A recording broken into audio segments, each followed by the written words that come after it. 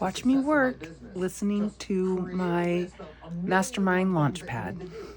And honestly, that was so overwhelming for myself. What I really needed to do was just develop this identity.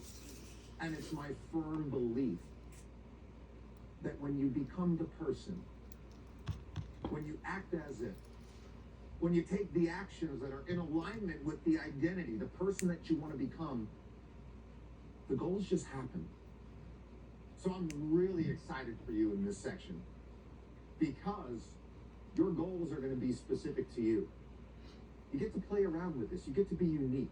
You get to create your own coaching identity. And through that identity, as you start to act in alignment with the person that you want to become, or your goals just start to present themselves in your life, and it's a really incredible experience. So we're going to start by defining your current identity. I really want you to think about this for a moment. Spend some time thinking about how you identify right now. Maybe you're a corporate executive. Maybe you identify as a parent, a mom or a dad. Maybe you identify just as a very loving and caring significant other. As you endeavor on this journey, the good part is you still get to keep that. You still get to keep all the wonderful aspects of yourself, but now you get to add a little more magic into the equation. And the beauty of this, when you create this identity, what you really need to understand is you're not creating something that you're not. In other words, this isn't fake. You're not making up this imaginary person. All of these qualities and traits, they're already inside of you. By creating the identity, what you're simply doing is taking those best parts of yourself, recognizing them, and bringing them to the surface. So who are you right now? What is your current identity? That's step number one. I remember when I began my coaching journey, I identified as a corporate employee. And working in the corporate space, that worked out for me. But I didn't necessarily have the identity of a coach and an entrepreneur, so I wasn't necessarily acting in alignment with my goals. When I shifted my identity and I told myself when I woke up in the morning, I am a coach, I am an entrepreneur, I started to think and act differently. So now, the next part is really fun. Because you get to identify this identity that you want to adopt. Think about the qualities, the traits, the habits, the mindset of this coach. Coaches are confident. They're empathetic. They're supportive. There's so many amazing qualities that you probably already have inside of you. Identifying as a coach, once again, it simply brings those beautiful aspects of yourself to the surface. So ask yourself, what is this coaching identity that you want to adopt? As you become this person, this next step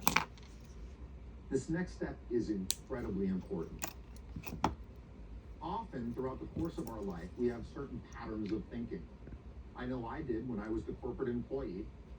My brain was on autopilot most of the time. Wake up, go to the office, meetings, email. I never really stopped and thought about my thoughts.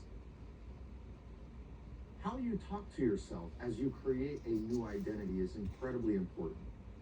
So the next step in this process is to reframe your self-talk. You need to become acutely aware of your patterns and overall how you're talking to yourself on a day-to-day basis. Make sure that self-talk is empowering you. reminding you every day of the courage and confidence that you already have inside of you. So always be thinking about how you're thinking. The next step is to visualize this new identity. Visualize yourself as this incredible coach. Picture yourself achieving your goals, embodying the identity, and truly becoming the person. And like I said before, all you really need to do is become the person. The rest tends to take care of itself. The journey from me, from corporate to entrepreneur, really started when I made that shift. When I shifted the identity to the entrepreneur, to the coach. And I wasn't on autopilot anymore. I didn't wake up in the morning and tell myself, well, I need to go to the office, I need to have meetings, I need to have emails. I started to think differently. I started to think, how can I build an incredible coaching program? How can I be this incredible coach? Are my actions in alignment with this new identity? And at the time, they weren't. And when I shifted my approach and made that approach to my everyday living in alignment with the person that I wanted to become, I started to create a successful business, but more importantly, I had an opportunity to truly impact the people that came into my life. So this is a really incredible transformation. And once again, the transformation begins within. All of this, all of these incredible traits are inside you right now. So I hope you realize that. Take a good look in the mirror and realize how incredible of a person you are. Realize that you have everything it takes to succeed, and get really excited for this journey that you're going to embark on. Goes for you too.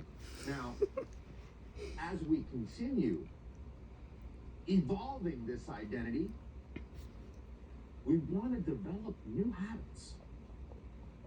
What are the habits of this new coach? And once we identify what some of those habits are, for me, it was waking up and putting myself in the entrepreneurial mindset, asking myself, what's the next critical action that I need to take to build my business? On the coaching end, I asked myself, what are some of the habits that a coach has? And for me, it was all about learning. Coaches are constantly learning so they can better serve their clients. So I really honed in my craft. That became some of the new habits I incorporated in my life. Wake up, think about my business, come home from work, and study my craft. And now I was truly in alignment with the identity. So what are some habits that you want to develop as you create this incredible coaching identity? And once you're aware of your thoughts, talking to yourself from an empowered place, building these new habits, then you need to anchor in the identity. I always told myself that I needed to wake up every single morning and remind myself of who I wanted to become. More importantly, who I already was on the inside. Constantly remind yourself of the potential that you have inside. Constantly remind yourself of the greatness that lies inside of you, because let me tell you, greatness lies inside all of us. And always ask yourself if the actions that you're taking in a day-to-day basis are in alignment with the incredible coach that you're becoming. A good way to inspire yourself is simply to seek out mentors. Who are some other really incredible people out there that have some traits that you truly admire? Let this serve as inspiration for you as you embark on your journey. I know for me, I look up to so many incredible people. I looked up to Dean. I looked up to Tony. Not for the businesses they built. I admired them for their ability to be a catalyst for change in the lives of others.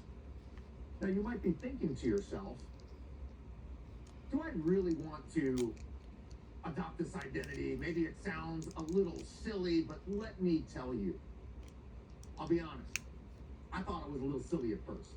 I said, adopt a new identity. But then I started to learn. I started to read. I realized that there was a lot of incredible people out there that created identities for themselves that brought out the best of them.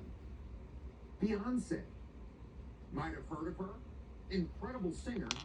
Beyonce grew up and she went to church and she sung in a choir. She was very conservative. And then all of a sudden, she had a chance to be on the big stage. Being on that big stage was a little uncomfortable for her. She created an identity.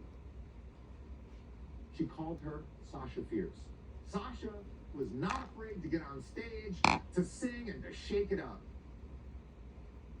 And by stepping into that identity, by building the habits, by acting in alignment, she actually became that person. As a matter of fact, she ended up coming up with an album that was titled, I Am Sasha Fierce. She became the person. Bo Jackson, arguably one of the greatest athletes of all time. Bo Jackson on the football field had a wild temper. And that temper got him in trouble. It got him kicked out of games. And when somebody would push him or say something to him, it would completely throw him off his game. Ironically, he watched the movie Jason, and he noticed that Jason was incredibly stoic. He didn't have any emotions. People would throw things at him, and he would just move forward. So he told himself that he wanted to embody that character. That person that didn't overreact to things, that was just stoic, that maintained calm in the middle of chaos and was always moving forward. He embodied that person and truly excelled to become one of the greatest athletes that spanned not just one, but two sports. Kobe Bryant, an incredible basketball player, arguably one of the best in the world. Kobe, he wasn't as physically gifted as a lot of the other players. He wasn't as tall, he wasn't as fast, he wasn't as strong. He used a snake, the black mamba, as an inspiration for his new identity. He loved how the black mamba was fierce. It was quick. It could strike at the blink of an eye. He took that to the court with him every single day and dominated the game for years. So, I'll be the first one to say, I thought this whole idea of developing an identity at first was kind of silly. Inspiration from others kind of led me to trying it out for myself. And when I tried it out for myself, I said, wow, this is incredible. Because I'm pulling out the best of me, just like you are going to pull out the best of you. And I am incredibly excited for you as you think about this journey. More importantly, this identity. Now, in this lesson, let's just get a quick recap. We learned about why it's important to develop the identity of a coach. We learned about what a coach is and what a coach isn't. And then we learned some practical tools for how we can start to adopt this new identity. So we would love you now to head over to your workbook. And there's some tools in there that will further help you on your journey to build this incredible coaching identity. It's going to help you absorb this material and have fun with this. This is such a fun part of the journey. You get to put on your coaching hat and start off on a new venture. And we could not be more excited for you. In your next lesson, you're going to start to learn about some coaching essentials. And this is going to truly change the game for you. So I hope you're excited. I hope you enjoyed this lesson. And we'll see you soon in the next one.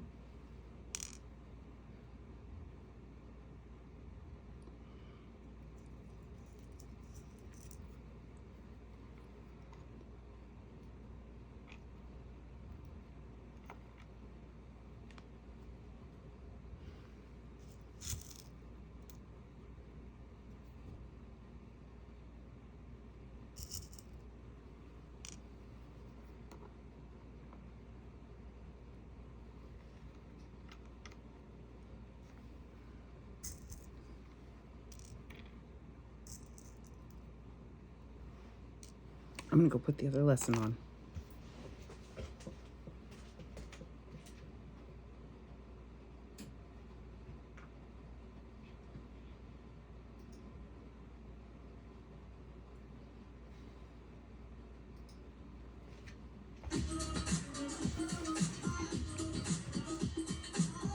I'm so excited to jump right back in at this particular spot. Why? Well, you just got a masterclass on identity from Tony Robbins.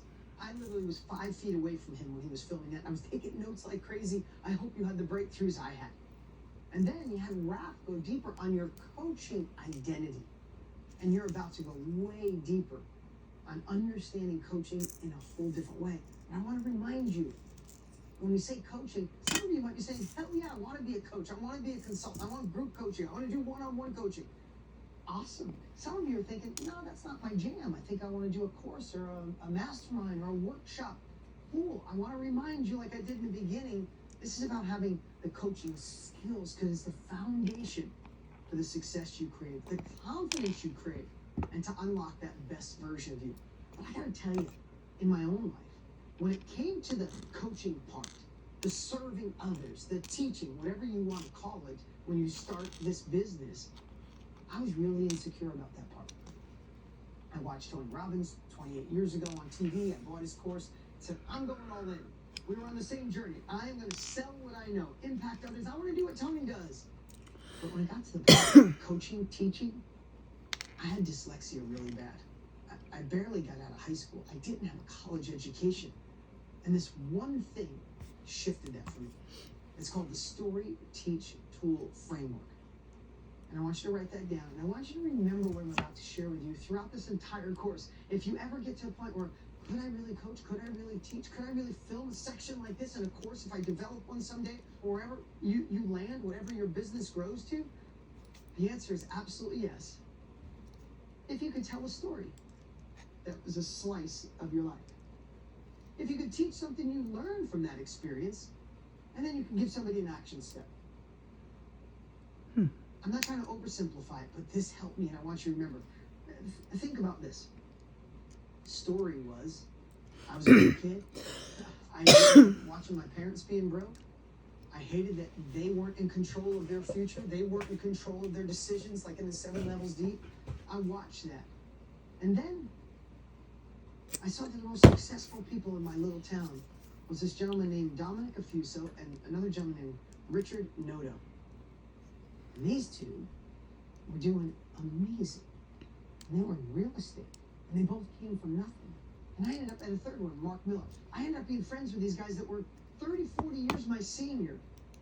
And they shared with me some secrets about real estate. I said, I don't have money. Well, here's some things. Everybody in my family's kind of negative. Here's a better way to look at it. The glass half full instead of the glass half empty. And they started sharing these secrets with me. And one day I just said, I'm going to go after real estate. I was so young and so naive that the world hadn't told me no enough. So I just knocked on a gazillion doors until I found this woman, Mary Lopresti. And I used these 4 strategies that I was taught. And she sold me her house with no money down. That's a true scene from my life. That's a story. Now, I can teach the 4 things I learned that allowed me to get that deal. That's the teach part. So you got the story, I learned from it, and then here's the action steps. Go look in your MLS. Go knock on doors. Go to the county books to see who's late on their taxes. Whatever the actions were, that's what we do as coaches. That's what we do as teachers. That's what we do as influencers. We take a story from our life, even if it's something you learned from somebody else, an experience you went through, the divorce you went through, the job that you weren't good at, now you excel. Here's the story of it. Here's what I learned. Let me teach it to you. And here's what you go do. I was not a vegan. I was eating everything under the sun, and I had cramps and pains and arthritis, and I was always getting sick, and I couldn't get my cholesterol down. And then one day someone just said to me, it's time to go vegan. At first I was like, I'm going to be hungry all the time. How the hell am I going to do that? I love a good steak. Then I found 3 ways to go vegan where I wasn't hungry, where I enjoyed my meals, where it wasn't inconvenient when I was going out with other people and I could order. I found this way to make vegan really easy. Oh my God, and the outcome is my cholesterol's down. I don't have arthritis now. I have this, I have that, I have this. And I'd love to teach you the 3 ways I found. And then you go, here's your action step. Go in your pantry and throw these 3 things out. I'm not vegan. I'm just winging it. But if you can break down a coaching session, a course you create, a workshop that you do, a Zoom training that you do, a one-on-one, the retreat you want to manage, up on stage, if you really understand, I can tell a story, a scene in my life, not my whole life story, just a scene. Then I can teach what I learned. Then I can give you an action step. Then you realize this. You don't have to have the PhD. Not knocking you if you do, but you don't need the PhD. You don't need to be perfectly articulate. You need to have experienced or learned about the thing that can get them the results they want. If someone says, well, what degree do you have to turn someone vegan? I help someone go vegan. I have none, but I'm vegan and I'm really happy and really healthy. What degree do you have to teach someone real estate? None, but I have the experience of being broke and getting real estate deals with no money down. Listen, I went through a divorce. I'm not an advocate of divorce. Never thought I would, but I did. My parents went through 9 marriages. Believe me, I was the last person that wanted to make a mistake, but it happened. And thank God, because it's better for everyone. But the fact of the matter is, while I was going through the divorce, I just kept envisioning that the same thing would happen in my life, or the same thing would happen in my children's life that happened with me as a child. My parents didn't like each other. They still don't. 50 years later, they don't talk. So I always had this nervous feeling I couldn't be around mom and dad at the same time. Graduations, birthdays were all weird. And I kept envisioning all that was going to happen to my children. And then one day, after interviewing people, after reading books, after praying on it, after meditating on it, after working out while I was thinking through it, after having anxiety and stress about my children, something snapped in me. And I literally sat down. This is a true story. I literally sat down and I wrote down 10 commandments that I was going to follow every day through this divorce so I could result in a child-centered divorce, so my kids are not fragmented, so they thrive, so I could be real friends with my ex. And I literally sat down and wrote 10 things that changed everything. I'm now married to the woman of my dreams. My ex is a dear friend. We co-parent, unbelievable, and I'm so blessed not to be anything like how it happened with my parents. But I had to write down these 10 things. That's a true story. I'm not teaching you about divorce. I'm not teaching you about a child-centered divorce. But doesn't that story intrigue you? Wouldn't you like to know those 10 things? True story. I did write down those 10 things. I could teach on those 10 things over 10 coaching sessions. I could teach on those 10 things in 10 parts of a course, in 10 modules. I could teach those 10 things in a weekend workshop. I could teach them on Zoom. Do you see? The story leads to the teaching, and each one of those, I could give you an action step. Today's action step, replace all emotions you feel with compassion and empathy. Just for today. That's an action. That is Story Teach Tool. I figured I'd pop in right at this moment to share with you how I overcame feeling insecure about dyslexia and not having a college degree, and not being a PhD, heck, not even having an associate's degree. I want to tell you how I knew that what I could share would get them the results they want. Do I have the answer to everything? Heck no. But I have an answer to one or two things that they need results in. And so do you. So take that in mind. Remember, the foundation of all of this is having coaching skills. Remember the story teach tool if you ever feel a little because it's really that easy. And there is no doubt that we can extract your life experience, what you've learned, what you do, impact others, and get this business to skyrocket.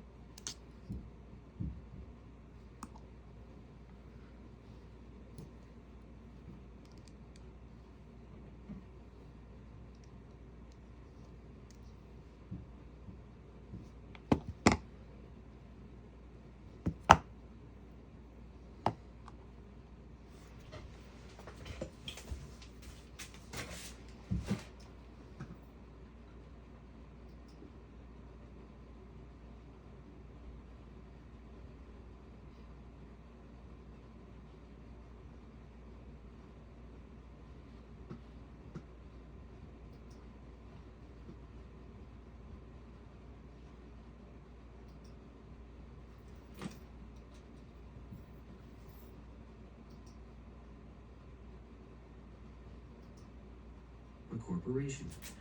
Garrett Sutton's books. Time to listen to Rich Dad, Poor Dad. Wonderful insight into the power of personal corporations. Financial IQ is actually the synergy of many skills and talents. I would say it is the combination of the 4 technical skills listed above that make up basic financial intelligence. If you aspire to great wealth, it is the combination of these skills that will greatly amplify your financial intelligence. In summary, business owners with corporations 1. Earn, 2. Spend, 3. Pay taxes. Employees who work for corporations 1. Earn, 2. Pay taxes, 3. Spend. As part of your overall financial strategy, I recommend that you learn about the protection that legal entities can provide for businesses and assets. Chapter 5. Lesson 5. The rich invent money. Often in the real world, it's not the smart who get ahead, but the bold. Last night, I took a break from writing and watched a TV program on the history of a young man named Alexander Graham Bell. Bell had just patented his telephone and was having growing pains because the demand for his new invention was so strong. Needing a bigger company, he then went to the giant at that time, Western Union, and asked them if they would buy his patent and his tiny company. He wanted $100,000 for the whole package. The president of Western Union scoffed at him and turned him down, saying the price was ridiculous. The rest is history. A multi-billion-dollar industry emerged, and AT&T was born. The evening news came on right after the story of Alexander Graham Bell. On the news was a story of another downsizing at a local company. The workers were angry and complained that the company ownership was unfair. A terminated manager of about 45 years of age had his wife and 2 babies at the plant and was begging the guards to let him talk to the owners to ask if they would reconsider his termination. He had just bought a house and was afraid of losing it. The camera focused in on his pleading for all the world to see. Needless to say, it held my attention. I have been teaching professionally since 1984. It has been a great experience and a rewarding one. It is also a disturbing profession, for I have taught thousands of individuals, and I see one thing in common in all of us, myself included. We all have tremendous potential, and we all are blessed with gifts. Yet the one thing that holds all of us back is some degree of self-doubt. It is not so much the lack of technical information that holds us back, but more the lack of self-confidence. Some are more affected than others. Once we leave school, most of us know that it is not so much a matter of college degrees or good grades that count. In the real world, outside of academics, something more than just grades is required. I have heard it called many things: guts, chutzpah, balls, audacity, bravado, cunning, daring, tenacity, and brilliance. This factor, whatever it is labeled, ultimately decides one's future much more than school grades do. Inside each of us is one of these brave, brilliant, and daring characters. There is also the flip side of that character: people who could get down on their knees and beg if necessary. After a year in Vietnam as a Marine Corps pilot, I got to know both of those characters inside of me intimately. One is not better than the other. Yet, as a teacher, I recognized that it was excessive fear and self-doubt that were the greatest detractors of personal genius. It broke my heart to see students know the answers, yet lack the courage to act on the answer.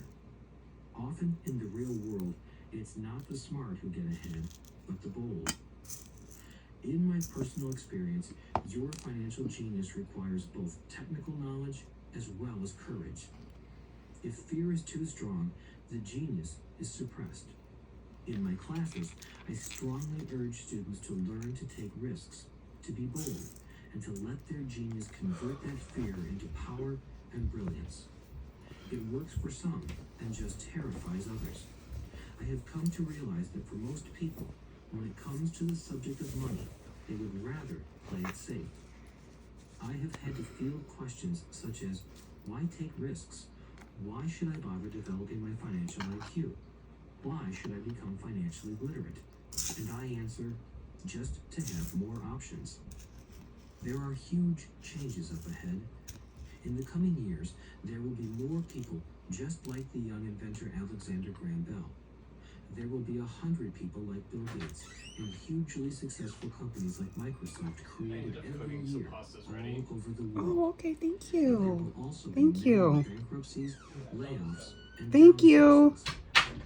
So why bother developing your financial IQ? No one can answer that but you. Yet I can tell you why I myself do it.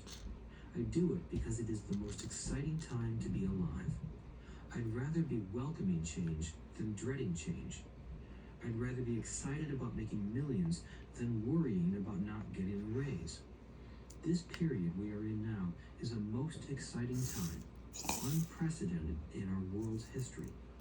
Generations from now, people will look back at this period of time and remark at what an exciting era it must have been. It was the death of the old and birth of the new. It was full of turmoil, and it was exciting. So why bother developing your financial IQ? Because if you do, you will prosper greatly. And if you don't, this period of time will be a frightening one. It will be a time of watching some people move boldly forward while others cling to worn-out life preservers.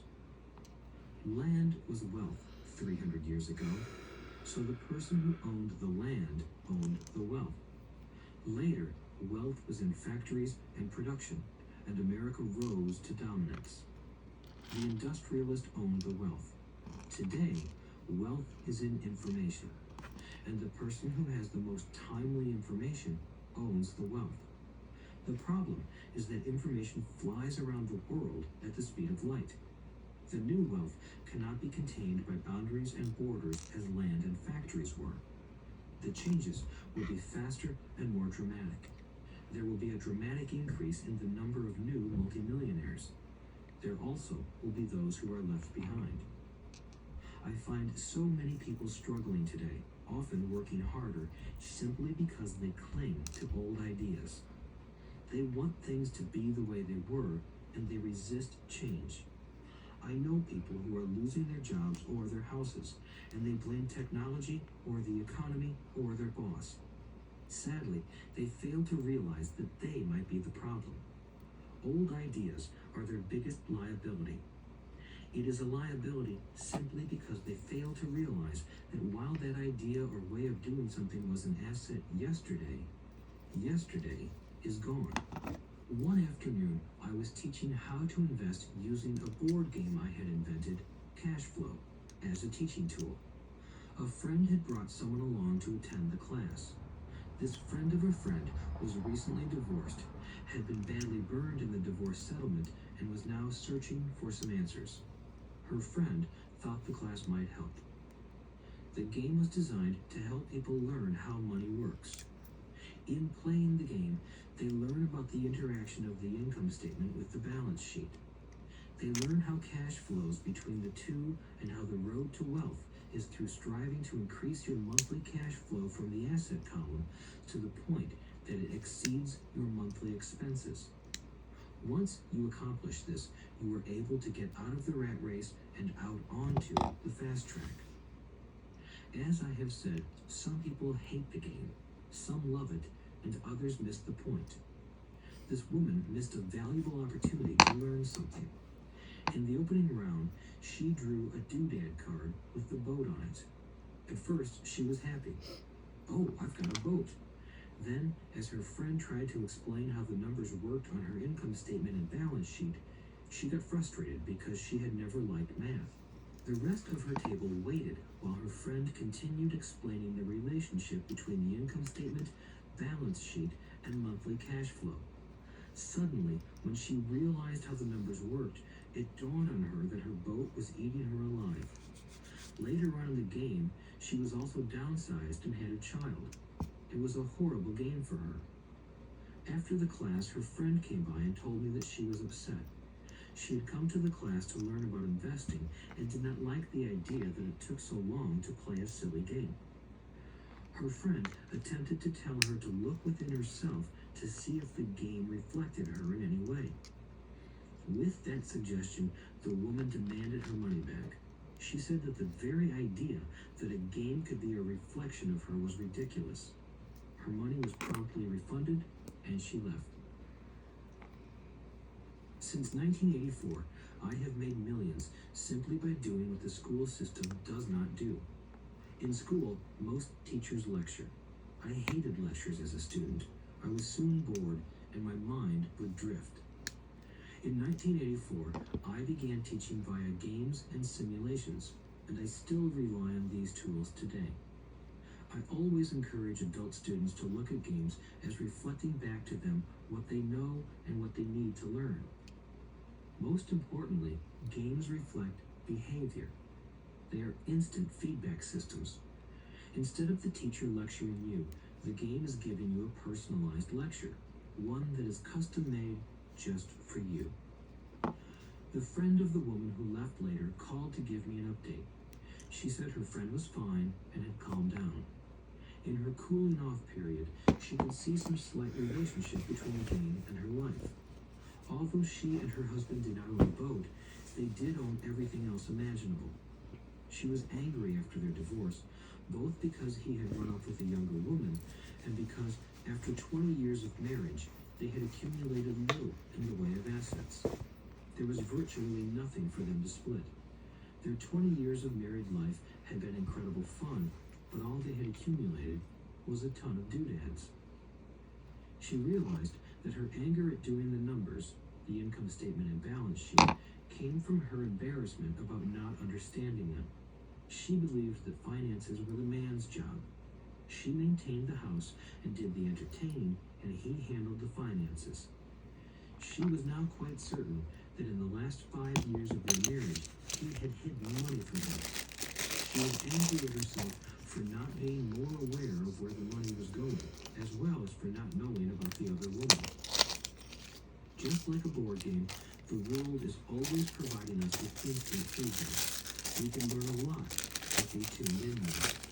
One day, not long ago, I complained to my wife that the cleaners must have shrunk my pants. My wife gently smiled and poked me in the stomach to inform me that the pants had not shrunk. Something else had expanded. Me. The cash flow game was designed to give every player personal feedback. Its purpose is to give you options.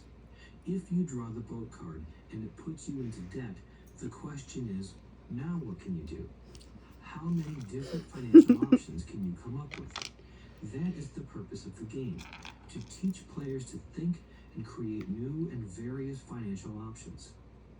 Thousands of people throughout the world have played this game. The players who get out of the rat race the quickest are the people who understand numbers and have creative financial minds. They recognize different financial options. Rich people are often creative and take calculated risks. People who take the longest are people who are not familiar with numbers and often do not understand the power of investing. Some people playing cash flow gain lots of money in the game, but they don't know what to do with it. Even though they have money, everyone else seems to be getting ahead of them. And that is true in real life. There are a lot of people who have a lot of money and do not get ahead financially. Limiting your options is the same as hanging on to old ideas. I have a friend from high school who now works at 3 jobs. Years ago, he was the richest of all my classmates. When the local sugar plantation closed, the company he worked for went down with the plantation. In his mind, he had but one option, and that was the old option: work hard. The problem was that he couldn't find an equivalent job that recognized his seniority from the old company. As a result, he is overqualified for the jobs he currently has, so his salary is lower. He now works 3 jobs to earn enough to survive. I have watched people playing cash flow complain that the right opportunity cards are not coming their way, so they sit there. I know people who do that in real life. They wait for the right opportunity. I have watched people get the right opportunity card and then not have enough money. Then they complain that they would have gotten out of the rat race if they had had more money. So they sit there. I know people in real life who do that also. They see all the great deals, but they have no money. And I have seen people pull a great opportunity card, read it out loud, and have no idea that it is a great opportunity. They have the money, the time is right, they have the card, but they can't see the opportunity staring them in the face. They fail to see how it fits into their financial plan for escaping the rat race. And I know more people like that than all the others combined. Most people have an opportunity of a lifetime flash right in front of them, and they fail to see it. A year later, they find out about it, after everyone else got rich. Financial intelligence is simply having more options. If the opportunities aren't coming your way, what else can you do to improve your financial position? If an opportunity lands in your lap and you have no money and the bank won't talk to you, what else can you do to get the opportunity to work in your favor? If your hunch is wrong and what you've been counting on doesn't happen, how can you turn a lemon into millions? That is financial intelligence. It is not so much what happens, but how many different financial solutions you can think of to turn a lemon into millions. It is how creative you are in solving financial problems. Most people only know one solution: work hard, save, and borrow. So why would you want to increase your financial intelligence? Because you want to be the kind of person who creates your own luck. You take whatever happens and make it better. Few people realize that luck is created just as money is. And if you want to be luckier and create money instead of working hard, then your financial intelligence is important.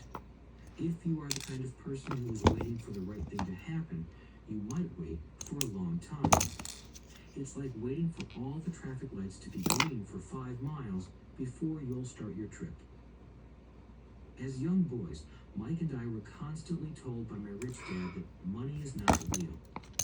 Rich Dad occasionally reminded us of how close we came to the secret of money on that first day we got together and began making money out of plaster of Paris.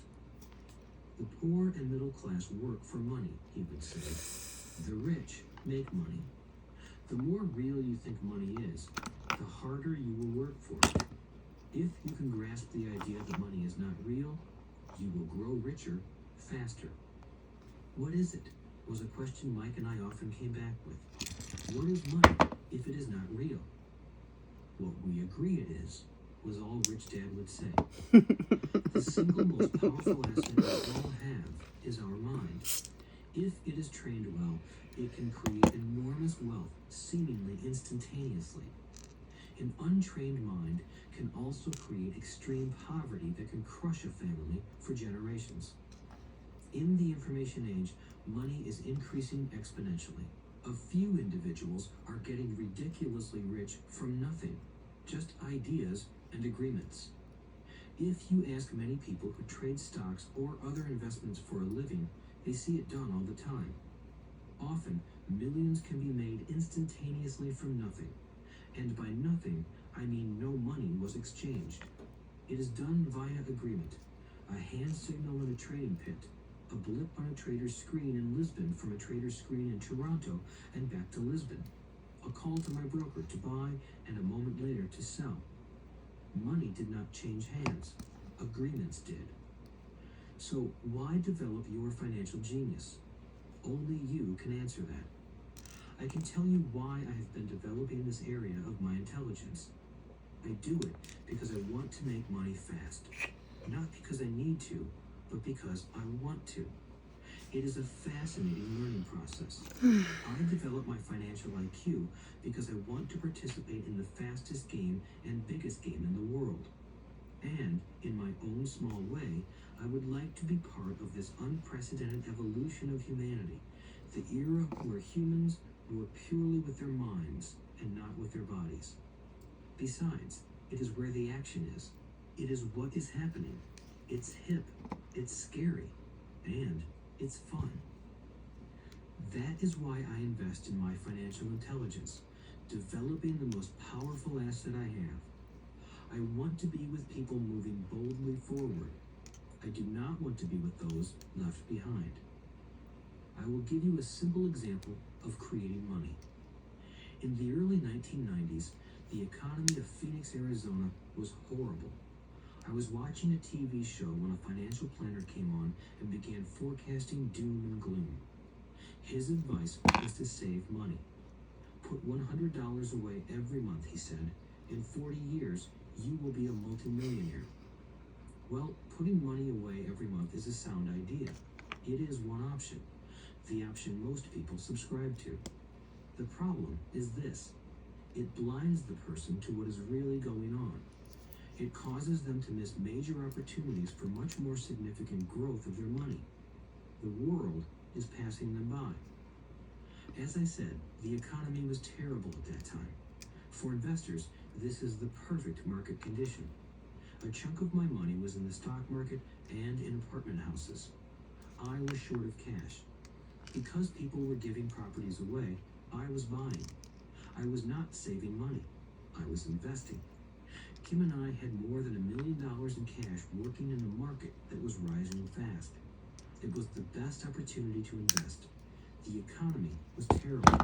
I just could not pass up these small deals. Houses that were once $100,000 were now $75,000. But instead of shopping with local real estate agents, I began shopping at the bankruptcy attorney's office or the courthouse steps. In these shopping places, a $75,000 house could sometimes be bought for $20,000 or less. For $2,000, which was loaned to me from a friend for 90 days for $200, I gave an attorney a cashier's check as a down payment. While the acquisition was being processed, I ran an ad advertising a $75,000 house for only $60,000 and no money down. The phone rang hard and heavy. Prospective buyers were screaming that the property was legally mine. All the prospective buyers were allowed to look at the house. It was a feeding frenzy. The house sold in a few minutes. I asked for a $2,500 processing fee, which they gladly handed over, and the escrow and title company took over from there. I returned the $2,000 to my friend with an additional $200. I was happy, the homebuyer was happy, the attorney was happy, and I was happy. I had sold a house for $60,000 that cost me $20,000. The $40,000 was created from money in my asset column in the form of a promissory note from the buyer. Total working time, 5 hours. So, now that you are on your way to becoming more financially literate and skilled at reading numbers, I will tell you why this is an example of money being invented. During this depressed market, Kim and I were able to do 6 of these simple transactions in our spare time. While the bulk of our money was in larger properties and the stock market, we were able to create more than $190,000 in assets, notes at 10% interest, in those 6 buy, create, and sell transactions. That comes to approximately $19,000 a year income, much of it sheltered through our private corporation. Much of that $19,000 a year goes to pay for our company cars, gas, trips, insurance, dinners with clients, and other things. By the time the government gets a chance to tax that income, it's been spent on legally allowed pre-tax expenses. This was a simple example of how money is invented, created, and protected using financial intelligence. Ask yourself, how long would it take to save $190,000? Would the bank pay you 10% interest on your money? No. And the promissory note is good for 30 years. I hope they never pay me the $190,000. I have to pay a tax if they pay me the principal, and besides, $19,000 paid over 30 years is a little over $500,000 in income. I have people ask, what happens if the person doesn't pay? That does happen, and it's good news. That $60,000 home could be taken back and resold for $70,000, and another $2,500 collected as a loan processing fee.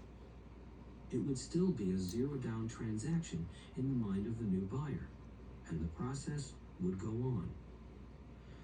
The first time I sold the house, I paid back the $2,000, so technically I have no money in the transaction. My return on investment, ROI, is infinity. It's an example of no money making a lot of money. In the second transaction, when resold, I would have put $2,000 in my pocket and re-extended the loan to 30 years. What would my ROI be if I got paid money to make money? I do not know, but it sure beats saving $100 a month, which actually starts out as $150 because it's after-tax income for 40 years earning low interest. And again, you're taxed on the interest. That is not too intelligent. It may be safe, but it's not smart. A few years later, as the Phoenix real estate market strengthened, those houses we sold for $60,000 became worth $110,000.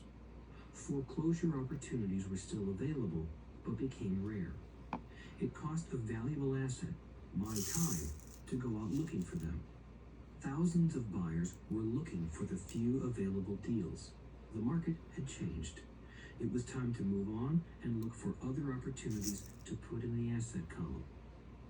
You cannot do that here. That is against the law. You're lying.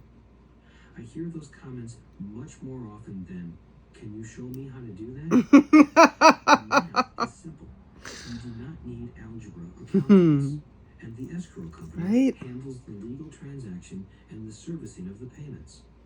I have no roofs to fix or toilets to unplug because the owners do that. It's their house. Occasionally, someone does not pay, and that is wonderful because there are late fees, or they move out and the property is sold again. The court system handles that. And it may not work in your area. The market conditions may be different. But the example illustrates how a simple financial process can create hundreds of thousands of dollars with little money and low risk. It is an example of money being only an agreement. Anyone with a high school education can do it. Yet, most people won't. Most people listen to the standard advice of work hard and save money. For about 30 hours of work, approximately $190,000 was created in the asset column, and no taxes were paid. Which one sounds harder to you? 1. Work hard, pay 50% in taxes, save what is left, your savings, then earn 5%, which is also taxed. Or 2. Take the time to develop your financial intelligence, harness the power of your brain and the asset column. If you use option number 1, be sure to factor in how much time it takes you to save $190,000. Time is one of your greatest assets. Now, you may understand why I silently shake my head when I hear parents say, "My child is doing well in school and receiving a good education." It may be good, but is it adequate? I know the above investment strategy is a small one. It is used to illustrate how small can grow into big. Again, my success reflects the importance of a strong financial foundation, which starts with a strong financial education. I have said it before, but it's worth repeating. Financial intelligence is made up of these four main technical skills. 1. Accounting. Accounting is financial literacy, or the ability to read numbers. This is a vital skill if you want to build businesses or investments. 2. Investing. Investing is the science of money making money. 3. Understanding markets. Understanding markets is the science of supply and demand. Alexander Graham Bell gave the market what it wanted. So did Bill Gates. A $75,000 house offered for $60,000 that cost $20,000 was also the result of seizing an opportunity created by the market. Somebody was buying, and someone was selling. 4. The law. The law is the awareness of accounting, corporate, state, and federal regulations. I recommend playing by the rules. It is this basic foundation, or the combination of these skills, that is needed to be successful in the pursuit of wealth, whether it be through the buying of small homes, apartment buildings, companies, stocks, bonds, precious metals, baseball cards, or the like. A few years later, the real estate market rebounded and everyone else was getting in. The stock market was booming and everyone was getting in. The U.S. economy was getting back on its feet. I began selling and was now traveling to Peru, Norway, Malaysia, and the Philippines.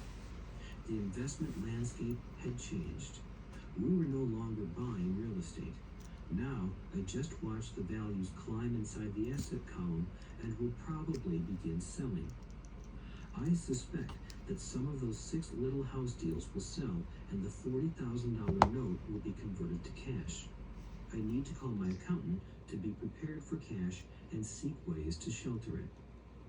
The point I would like to make is that investments come and go.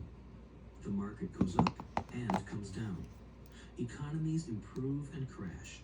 The world is always handing you opportunities of a lifetime, every day of your life, but all too often we fail to see them. But they are there. And the more the world changes and the more technology changes, the more opportunities there will be to allow you and your family to be financially secure for generations to come. So why bother developing your financial intelligence? Again, only you can answer that. I know why I continue to learn and develop. I do it because I know there are changes coming. I'd rather welcome change than cling to the past. I know there will be market booms and market crashes. I want to continually develop my financial intelligence because at each market change, some people will be on their knees begging for their jobs. Others, meanwhile, will take the lemons that life hands them, and we are all handed lemons occasionally, and turn them into millions. That's financial intelligence. I am often asked about the lemons I have turned into millions. I hesitate using many more examples of personal investments because I am afraid it comes across as bragging or tooting my own horn. That is not my intention. I use the examples only as numerical and chronological illustrations of actual and simple cases. I use the examples because I want you to know that it is easy. And the more familiar you become with the 4 pillars of financial intelligence, the easier it becomes. Personally, I use 2 main vehicles to achieve financial growth: real estate and small cap stocks. I use real estate as my foundation. Day in and day out, my properties provide cash flow and occasional spurts of growth and value. The small cap stocks are used for fast growth. I do not recommend anything that I do. The examples are just that, examples. If the opportunity is too complex and I do not understand the investment, I don't do it. Simple math and common sense are all you need to do well financially. There are 5 reasons for using examples. 1, to inspire people to learn more. 2, to let people know it is easy if the foundation is strong. 3, to show that anyone can achieve great wealth. 4, to show that there are millions of ways to achieve your goals. 5, to show that it's not rocket science. In 1989, I used to jog through a lovely neighborhood in Portland, Oregon. It was a suburb that had little gingerbread houses. They were small and cute. I almost expected to see Little Red Riding Hood skipping down the sidewalk on her way to Granny's. There were for sale signs everywhere. The timber market was terrible. The stock market had just crashed and the economy was depressed. On one street, I noticed a for sale sign that was up longer than most. It looked old. Jogging past it one day, I ran into the owner, who looked troubled. "What are you asking for your house?" I asked. The owner turned and smiled weakly. "Make me an offer," he said. "It's been for sale for over a year. Nobody even comes by anymore to look at it." "I'll look," I said, and I bought the house a half hour later for $20,000 less than his asking price. It was a cute little 2-bedroom home with gingerbread trim on all the windows. It was light blue with gray accents and had been built in 1930. Inside, there was a beautiful rock fireplace as well as 2 tiny bedrooms. It was a perfect rental house. I gave the owner $5,000 down for a $45,000 house that was really worth $65,000, except that no one wanted to buy it. The owner moved out in a week, happy to be free, and my first tenant moved in, a local college professor. After the mortgage, expenses, and management fees were paid, I put a little less than $40 in my pocket at the end of each month. Hardly exciting. A year later, the depressed Oregon real estate market had begun to pick up. California investors, flush with money from their still booming real estate market, were moving north and buying up Oregon and Washington. I sold that little house for $95,000 to a young couple from California who thought it was a bargain. My capital gains of approximately $40,000 were placed into a 1031 tax-deferred exchange, and I went shopping for a place to put my money. In about a month, I found a 12-unit apartment house right next to the Intel plant in Beaverton, Oregon. The owners lived in Germany, had no idea what the place was worth, and again, just wanted to get out of it. I offered $275,000 for a $450,000 building. They agreed to $300,000. I bought it and held it for 2 years. Utilizing the same 1031 exchange process, we sold the building for $495,000 and bought a 30-unit apartment building in Phoenix, Arizona. We had moved to Phoenix by then to get out of the rain and needed to sell anyway. Like the former Oregon market, the real estate market in Phoenix was depressed. The price of the 30-unit apartment building in Phoenix was $875,000, with $225,000 down. The cash flow from the 30 units was a little over $5,000 a month. The Arizona market began moving up, and a few years later, a Colorado investor offered us $1.2 million for the property. The point of this example is how a small amount can grow into a large amount. Again, it is a matter of understanding financial statements, investment strategies, a sense of the market, and the laws. If people are not versed in these subjects, then obviously they must follow standard dogma, which is to play it safe, diversify, and only invest in secure investments. The problem with secure investments is that they are often sanitized, that is, made so safe that the gains are less. Most large brokerage houses will not touch speculative transactions in order to protect themselves and their clients. And that is a wise policy. The really hot deals are not offered to people who are novices. Often, the best deals that make the rich even richer are reserved for those who understand the game. It is technically illegal to offer speculative deals to someone who is considered not sophisticated. Of course, it happens. The more sophisticated I get, the more opportunities come my way. Another case for developing your financial intelligence over a lifetime is simply that more opportunities are presented to you. And the greater your financial intelligence, the easier it is to tell whether a deal is good. It's your intelligence that can spot a bad deal or make a bad deal good. The more I learn, and there is a lot to learn, the more money I make simply because I gain experience and wisdom as the years go on. I have friends who are playing it safe, working hard at their profession and failing to gain financial wisdom, which does take time to develop. My overall philosophy is to plant seeds inside my asset column. That is my formula. I start small and plant seeds. Some grow, some don't. Inside our real estate corporation, we have property worth several $1 million. It is our own right, or real estate investment trust. The point I'm making is that most of those millions started out as little $5,000 to $10,000 investments. All of those down payments were fortunate to catch a fast rising market and increase tax-free. We traded in and out several times over a number of years.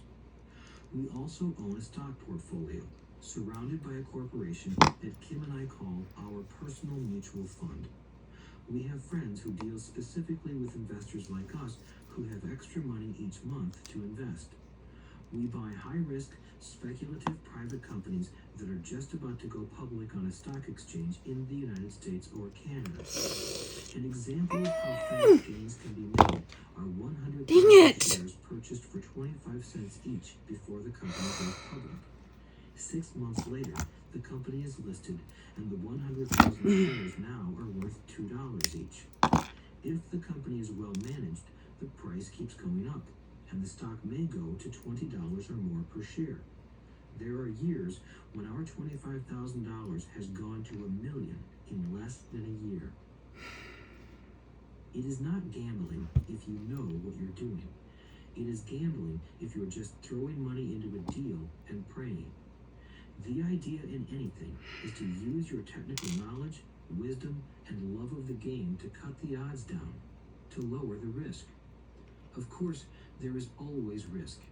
It is financial intelligence that improves the odds. Thus, what is risky for one person is less risky to someone else. That is the primary reason I constantly encourage people to invest more in their financial education than in stocks, real estate, or other markets. The smarter you are, the better chance you have of beating the odds. The stock plays I personally invested in were extremely high risk for most people and absolutely not recommended. I have been playing that game since 1979 and have paid more than my share in dues. But if you will review why investments such as these are high risk for most people, you may be able to set your life up differently, so that the ability to take $25,000 and turn it into $1 million in a year is low risk for you. As stated earlier, nothing I have written is a recommendation. It is only used as an example of what is simple and possible. What I do is small potatoes in the grand scheme of things. Yet, for the average individual, a passive income of more than $100,000 a year is nice and not hard to achieve. Depending on the market and how smart you are, it could be done in 5 to 10 years. If you keep your living expenses modest, $100,000 coming in as additional income is pleasant, regardless of whether you work. You can work if you like, or take time off if you choose, and use the government tax system in your favor rather than against you. My personal basis is real estate. I love real estate because it's stable and slow moving. I keep the base solid. The cash flow is fairly steady and, if properly managed, has a good chance of increasing in value. The beauty of a solid base of real estate is that it allows me to take greater risks, as I do with speculative stocks. If I make great profits in the stock market, I pay my capital gains tax on the gain and then reinvest what's left in real estate, again, further securing my asset foundation. A last word on real estate. I have traveled all over the world and taught investing. In every city, I hear people say you cannot buy real estate cheap. That is not my experience. Even in New York or Tokyo, or just on the outskirts of the city, prime bargains are overlooked by most people. In Singapore, at real estate prices, there are still bargains to be found within a short driving distance. So whenever I hear someone say, "You can't do that here," pointing at me, I remind them that maybe the real statement is, "I don't know how to do that here, yet." Great opportunities are not seen with your eyes. They are seen with your mind. Most people never get wealthy simply because they are not trained financially to recognize opportunities right in front of them. I am often asked, how do I start? In the final chapter of this audiobook, I offer 10 steps that I followed on the road to my financial freedom. But always remember to have fun. When you learn the rules and the vocabulary of investing and begin to build your asset column, I think you'll find that it's as fun a game as you've ever played. Sometimes you win, and sometimes you learn. But have fun. Most people never win because they're more afraid of losing. That is why I found school so silly. In school, we learn that mistakes are bad, and we are punished for making them. Yet if you look at the way humans are designed to learn, we learn by making mistakes. We learn to walk by falling down. If we never fell down, we would never walk. The same is true for learning to ride a bike. I still have scars on my knees, but today I can ride a bike without thinking. The same is true for getting rich. Unfortunately, the main reason most people are not rich is because they are terrified of losing. Winners are not afraid of losing, but losers are. Failure is part of the process of success. People who avoid failure also avoid success. I look at money much like my game of tennis. I play hard, make mistakes, correct, make more mistakes, correct, and I get better. If I lose the game, I reach across the net, shake my opponent's hand, smile, and say, "See you next Saturday." There are two kinds of investors. One, the first and most common type is a person who buys a packaged investment. They call a retail outlet, such as a real estate company, a stockbroker, or a financial planner, and they buy something. It could be a mutual fund, a right, a stock, or bond. It is a clean and simple way of investing. An analogy would be a shopper who goes to a computer store and buys a computer right off the shelf. 2. The second type is an investor who creates investments. This investor usually assembles a deal in the same way a person who buys components builds a computer. I do not know the first thing about putting components of a computer together, but I do know how to put pieces of opportunities together, or know people who know how. It is this second type of investor who is the more professional investor. Sometimes it may take years for all the pieces to come together, and sometimes they never do. It is this second type of investor that my rich dad encouraged me to be. It is important to learn how to put the pieces together, because that is where the huge wins reside, and sometimes some huge losses if the tide goes against you. If you want to be the second type of investor, you need to develop 3 main skills. These skills are in addition to those required to become financially intelligent.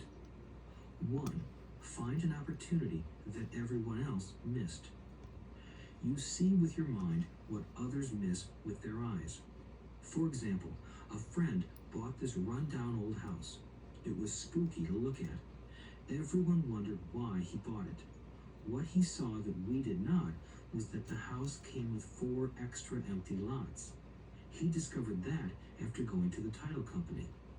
After buying the house, he tore the house down and sold the 5 lots to a builder for 3 times what he paid for the entire package. He made $75,000 for 2 months of work. It's not a lot of money, but it sure beats minimum wage, and it's not technically difficult. 2. Raise money. The average person only goes to the bank. This second type of investor needs to know how to raise capital, and there are many ways that don't require a bank. To get started, I learned how to buy houses without a bank. It was the learned skill of raising money more than the houses themselves that was priceless. All too often, I hear people say, the bank won't lend me money, or I don't have the money to buy it. If you want to be a type 2 investor, you need to learn how to do that which stops most people. In other words, a majority of people let their lack of money stop them from making a deal. If you can avoid that obstacle, you will be millions ahead of those who don't learn those skills. There have been many times I have bought a house, a stock, or an apartment building without a penny in the bank. I once bought an apartment house for $1.2 million. I did what is called tying it up with a written contract between seller and buyer. I then raised the $100,000 deposit, which brought me 90 days to raise the rest of the money. Why did I do it? Simply because I knew it was worth $2 million. I never raised the money. Instead, the person who put up the $100,000 gave me $50,000 for finding the deal, took over my position, and I walked away. Total working time, 3 days. Again, it's what you know more than what you buy. Investing is not buying. It's more a case of knowing. 3. Organize smart people. Intelligent people are those who work with or hire a person who is more intelligent than they are. When you need advice, make sure you choose your advisor wisely. There is a lot to learn, but the rewards can be astronomical. If you do not want to learn those skills, then being a type 1 investor is highly recommended. It is what you know that is your greatest wealth. It is what you do not know that is your greatest risk. There is always risk, so learn to manage risk instead of avoiding it. Chapter 6. Lesson 6. Work to learn. Don't work for money. Job security meant everything to my educated dad. Learning meant everything to my rich dad. A few years ago, I granted an interview with a newspaper in Singapore. The young female reporter was on time, and the interview got underway immediately. We sat in the lobby of a luxurious hotel, sipping coffee and discussing the purpose of my visit to Singapore. I was to share the platform with Zig Ziglar. He was speaking on motivation, and I was speaking on the secrets of the rich. Someday, I would like to be a best-selling author like you, she said. I had seen some of the articles she had written for the paper, and I was impressed. She had a tough, clear style of writing. Her articles held a reader's interest. You have a great style, I said in reply. What holds you back from achieving your dream? My work does not seem to go anywhere, she said quietly. Everyone says that my novels are excellent, but nothing happens. So I keep my job at the paper. At least it pays the bills. Do you have any suggestions? Yes, I do, I said brightly. A friend of mine here in Singapore runs a school that trains people to sell. He runs sales training courses for many of the top corporations here in Singapore, and I think attending one of his courses would greatly enhance your career. She stiffened. Are you saying I should go to school to learn to sell? I nodded. You aren't serious, are you? Again, I nodded. What is wrong with that? I was now backpedaling. She was offended by something, and now I was wishing I had not said anything. In my attempt to be helpful, I found myself defending my suggestion. I have a master's degree in English literature. Why would I go to school to learn to be a salesperson? I am a professional. I went to school to be trained in a profession so I would not have to be a salesperson. I hate salespeople. All they want is money. So tell me why I should study sales. She was packing her briefcase. The interview was over. On the coffee table sat a copy of an earlier best-selling book I wrote. I picked it up as well as the notes she had jotted down on her legal pad. Do you see this? I said, pointing to her notes. She looked down at her notes. What? She said, confused. Again, I pointed deliberately to her notes. On her pad, she had written, Robert Kiyosaki, best-selling author.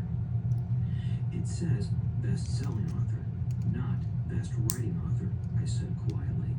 Her eyes widened. I am a terrible writer, I said. You are a great writer. I went to sales school. You have a master's degree. Put them together, and you get a best-selling author and a best writing author.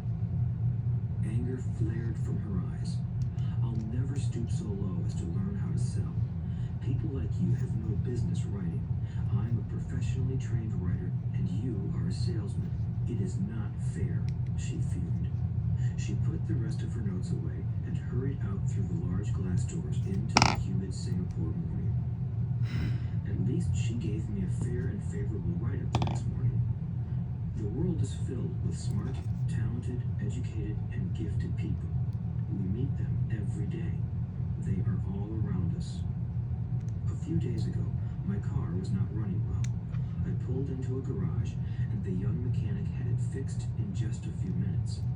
He knew what was wrong by simply listening to the engine. I was amazed. I am constantly shocked at how little talented people earn. I have met brilliant, highly educated people who earn less than $20,000 a year. A business consultant who specializes in the medical trade was telling me how many doctors, dentists, and chiropractors struggle financially. All of this time, I thought that when they graduated, the dollars would pour in. It was this business consultant who gave me the phrase, they are one skill away from great wealth. What this phrase means is that most people need only to learn and master one more skill, and their income would jump exponentially. I have mentioned before that financial intelligence is a synergy of accounting, investing, marketing, and law. Combine those four technical skills, and making money with money is easier than most people would believe. When it comes to money, the only skill most people know is to work hard. The classic example of a synergy of skills was that young writer for the newspaper. If she diligently learned the skills of sales and marketing, her income would jump dramatically. If I were her, I would take some courses in advertising copywriting as well as sales. Then, instead of working at the newspaper, I would seek a job at an advertising agency. Even if it were cut and pay, she would learn how to communicate in shortcuts that are used in successful advertising. She also would spend time learning public relations, an important skill. She would learn how to get millions in free publicity. Then, at night and on weekends, she could be writing her great novel. When it was finished, she would be better able to sell her book. Then, in a short while, she could be a best-selling author. When I came out with my first book, If You Want to Be Rich and Happy, Don't Go to School, a publisher suggested I change the title to The Economics of Education. I told the publisher that with a title like that, I would sell 2 books, one to my family and one to my best friend. The problem is that they would expect it for free. The obnoxious title, If You Want to Be Rich and Happy, Don't Go to School, was chosen because we knew it would get tons of publicity. I am pro-education and believe in education reform. If I were not pro-education, why would I continue to press for changing our antiquated educational system? So I chose a title that would get me on more TV and radio shows simply because I was willing to be controversial. Many Many people thought I was a fruitcake, but the book sold and sold. When I graduated from the U.S. Merchant Marine Academy in 1969, my educated dad was happy. Standard Oil of California had hired me for its oil tanker fleet as a third mate. The pay was low compared with my classmates, but it was okay for a first real job after college. My starting pay was about $42,000 a year, including overtime, and I only had to work for 7 months. I had 5 months of vacation. If I had wanted to, I could have taken the run to Vietnam with a subsidiary shipping company and easily doubled my pay instead of taking 5 months of vacation.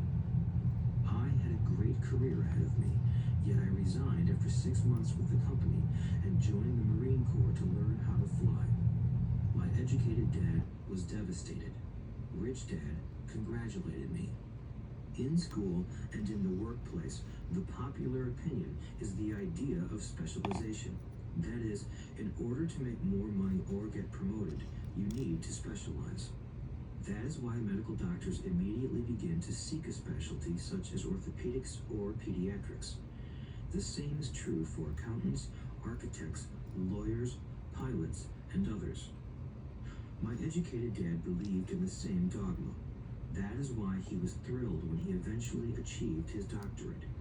He often admitted that schools reward people who study more and more about less and less. Rich Dad encouraged me to do exactly the opposite. You want to know a little about a lot, was his suggestion. That is why for years I worked in different areas of his companies. For a while, I worked in his accounting department. Although I would probably never have been an accountant, he wanted me to learn via osmosis. Rich Dad knew I would pick up jargon and a sense of what is important and what is not. I also worked as a busboy and construction worker as well as in sales, reservations, and marketing. He was grooming Mike and me. That is why he insisted we sit in on the meetings with his bankers, lawyers, accountants, and brokers. He wanted us to know a little about every aspect of his empire. When I quit my high-paying job with Standard Oil, my educated dad had a heart-to-heart talk with me. He was bewildered. He could not understand my decision to resign from a career that offered high pay, great benefits, lots of time off, and opportunity for promotion. When he asked me one evening, "Why did you quit?" I could not explain it to him, though I tried hard to. My logic did not fit his logic. The big problem was that my logic was my rich dad's logic. Job security meant everything to my educated dad. Learning meant everything to my rich dad. Educated dad thought I went to school to learn to be a ship's officer. Rich dad knew that I went to school to study international trade. So, as a student, I made cargo runs, navigating large freighters, oil tankers, and passenger ships to the Far East and the South Pacific. Rich Dad emphasized that I should stay in the Pacific instead of taking ships to Europe because he knew that the emerging nations were in Asia, not Europe.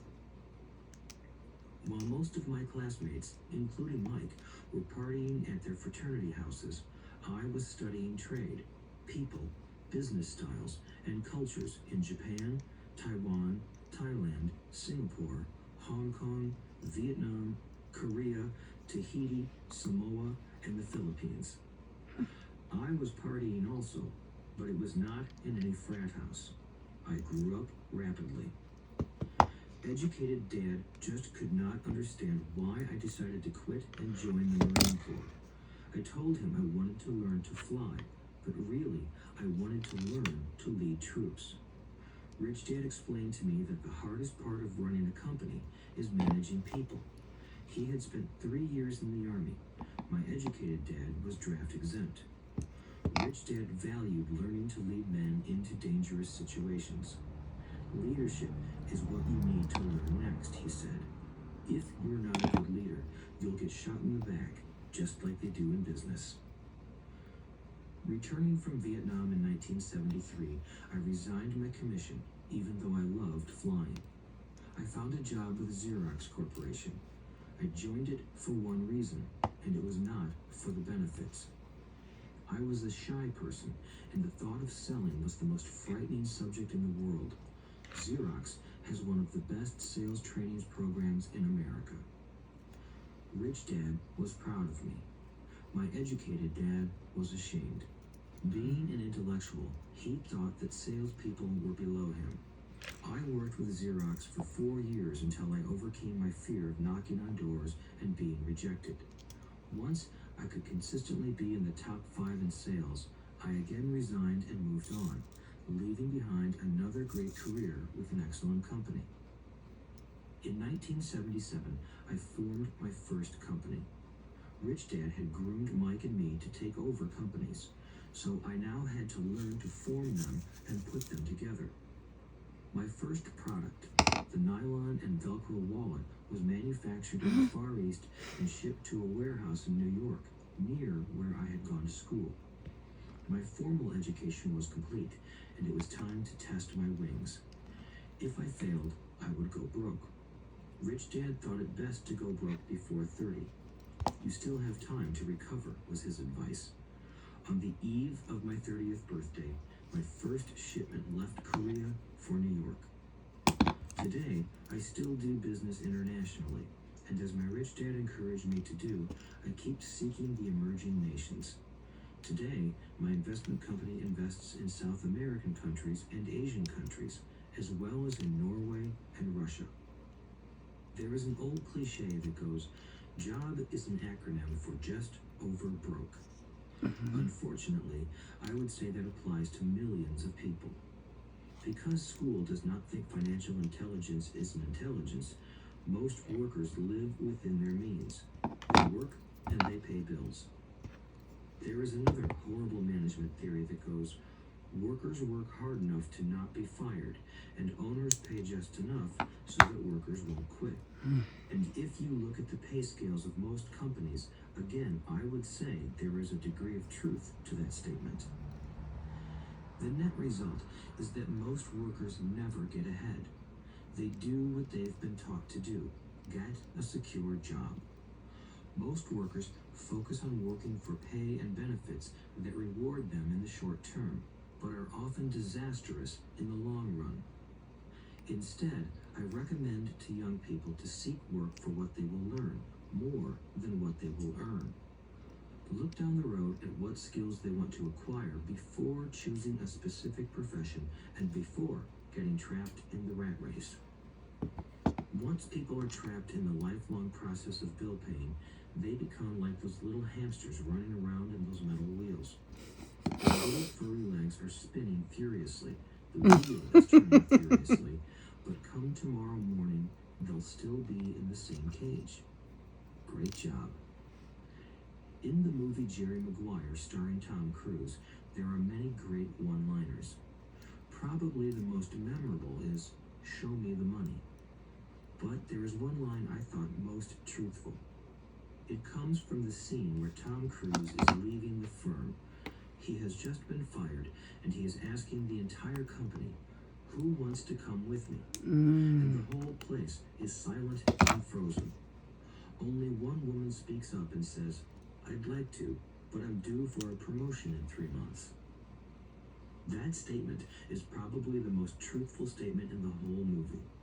It is the type of statement that people use to keep themselves busy, working away to pay bills. I know my educated dad looked forward to his pay raise every year, and every year he was disappointed.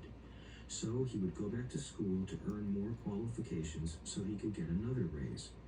Then, once again, there would be another disappointment. The question I often ask people is, where is this daily activity taking you? Just like the little hamster, I wonder if people look at where their hard work is taking them. What does the future hold? In his book, The Retirement Myth, Craig S. Carpel writes, "I visited the headquarters of a major national pension consulting firm and met with a managing director who specializes in designing lush retirement plans for top management. When I asked her what people who don't have corner offices will be able to expect in the way of pension income, she said with a confident smile, the silver bullet. What, I asked, is the silver bullet? She shrugged and said, if baby boomers discover they don't have enough money to live on when they're older, they can always blow their brains out.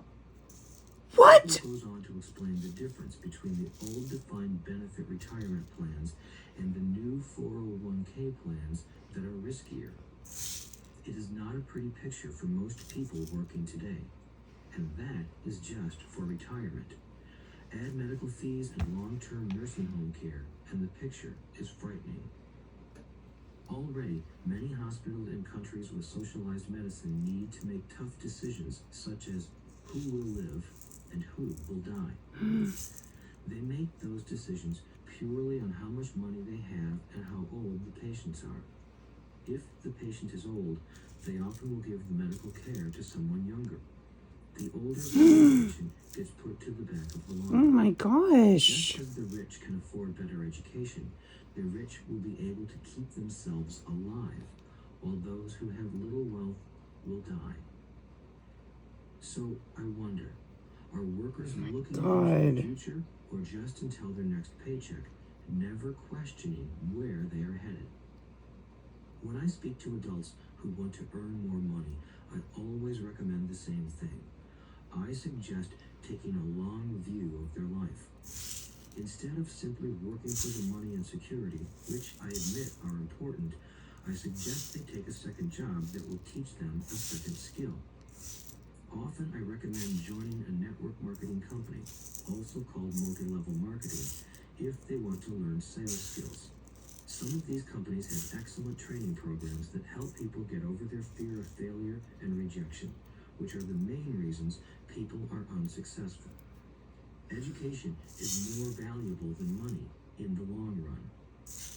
When I offer this suggestion, I often hear in response, "Oh, that is too much hassle," or "I only want to do what I am interested in."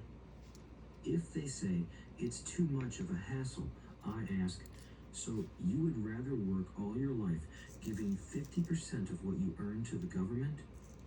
If they tell me, I only do what I am interested in, I say, I'm not interested in going to the gym, but I go because I want to feel better and live longer.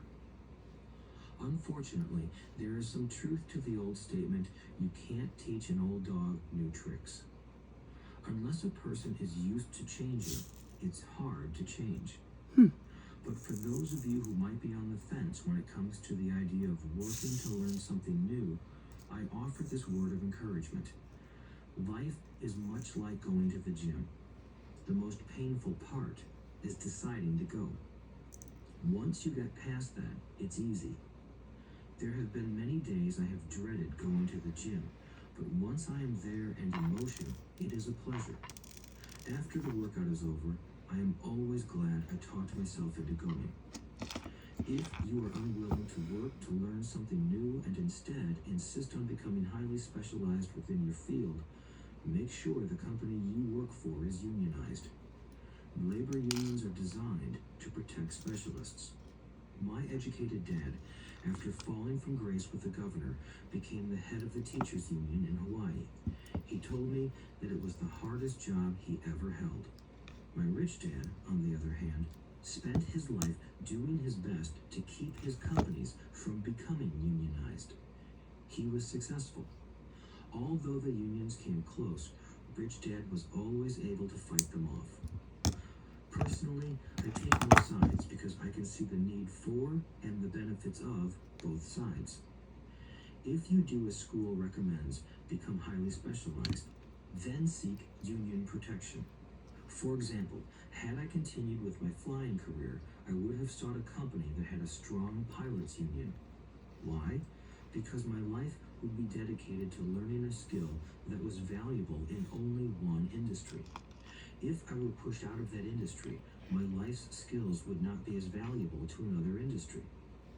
A displaced senior pilot with 100,000 hours of heavy airline transport time, earning $150,000 a year, would have a hard time finding an equivalent high-paying job teaching in school. Skills do not necessarily transfer from industry to industry. Skills the pilots are paid for in the airline industry are not as important in, say, the school system. The same is true even for doctors today. With all the changes in medicine, many medical specialists are needing to conform to medical organizations such as HMOs. School teachers definitely need to be union members. Today in America, the teachers' union is the largest and the richest labor union of all. The NEA, the Shoot. National Education Association, has tremendous political clout. What happened? Teachers need the protection of their union because their skills are also of limited value to an industry outside of education. So the rule of thumb is highly specialized, then unionize. It's the smart thing to do. When I ask the classes I teach, how many of you can cook a better hamburger than McDonald's, almost all the students raise their hands. I then ask, so if most of you can cook a better hamburger, how come McDonald's makes more money than you? The answer is obvious. McDonald's is excellent at business systems. The reason so many talented people are poor is because they focus on building a better hamburger and know little to nothing about business systems. Oh, A friend of mine in Hawaii is a great artist. He makes a sizable amount of money. One day, his mother's attorney called to tell him that she had left him $35,000. That is what was left of her estate after the attorney and the government took their shares. Immediately, he saw an opportunity to increase his business by using some of this money to advertise.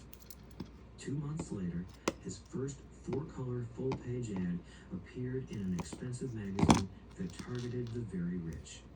The ad ran for 3 months.